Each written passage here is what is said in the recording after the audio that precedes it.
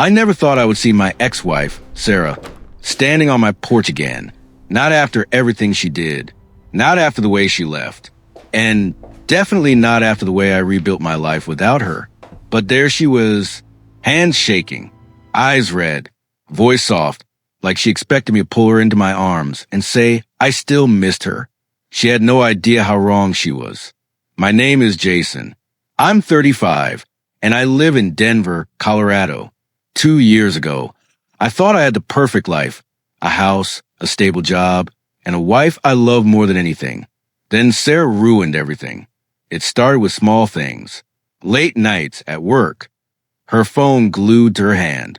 Her smile fading when I walked into the room. Every red flag was waving, but I was too in love to see it. Then one night, I caught her whispering on the phone. She didn't hear me walk in. Her voice was soft, a different kind of soft. Soft in a way she hadn't spoken to me in months. I didn't need to hear the whole conversation. She said one line that broke me. I can't wait to see you again. Twist number 1. The man wasn't some stranger. He was our neighbor, a guy who used to borrow my tools and pretend to be my buddy. The betrayal cut deeper than anything I'd felt in my life. I didn't argue. I didn't scream. I didn't beg her to stay. I quietly packed my clothes, left my wedding ring on the kitchen counter, and walked out the door. Silence was my goodbye. The divorce was fast. She didn't fight it. Maybe because she already had someone else waiting. For a long time, I was broken, but I rebuilt myself piece by piece. New apartment, new routines, new confidence, new peace. And then someone unexpected stepped into my life. Her name was Lena, Sarah's best friend. We met by accident at a grocery store. I tried to walk past her, but she stopped me. Jason, I never agreed with what she did to you, she said. She looked genuinely sorry. A rare thing.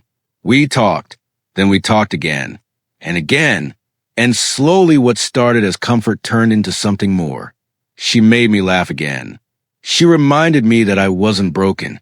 She saw things in me Sarah never appreciated. But here's the twist.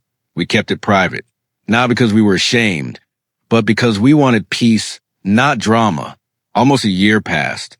Then one Saturday afternoon, everything exploded. It started with a knock on my door. When I opened it, my jaw tightened. Sarah. She looked exhausted, worn out, like life hadn't been kind to her after she left me. Jason, can we talk? She whispered. I stepped outside, but didn't invite her in. She forced a smile. I've been thinking a lot about us. I miss what we had. I miss you. I didn't say a word. Not yet. She kept talking like she was reading a script written by regret. I made a mistake. Things didn't work out with him. Yeah, no surprise there. I realize now you were the best thing in my life. I want to try again. She reached for my hand. I stepped back. Jason, please. I know you still miss me. That line almost made me laugh, but I stayed quiet. And then it happened, the moment that turned everything upside down. My apartment door opened behind me, and Lena stepped out, hair still damp from a shower, wearing one of my shirts, holding a mug of coffee, smiling, not a mocking smile, but a peaceful, genuine one. Sarah froze. Her eyes darted from Lena to the mug, to the shirt, back to Lena. Her voice shook. W, what is she doing here? Lena looked at her calmly. I live here, with Jason. Sarah's face went pale, like the ground had just disappeared under her. This was twist number 2, the twist she never expected. She laughed nervously, like she thought it had to be a joke. You're with her? My best friend. Lena stepped closer. You lost him long before I found him. You just never noticed. Sarah's eyes filled with tears. But for the first time, I felt nothing. No sadness. No guilt. Just clarity. She looked at me, desperate. Jason, please, tell me this isn't real. Tell me you still miss me. I took a deep breath. Sarah, I don't miss the woman who betrayed me. I pointed gently toward Lena. But I do love the woman who helped me heal. Her knees buckled slightly, like my words hit her harder than any punch. You moved on, she whispered. Yes, I said, and I'm not going back. Lena slipped her hand into mine. I didn't hide it. I didn't apologize for it. I wasn't hers anymore, and she needed to know that. Sarah turned away, crying so loudly the neighbors probably heard her. But I didn't chase her. I didn't comfort her. I didn't owe her that anymore. She walked away, and Lena squeezed my hand gently. "You okay?" she asked.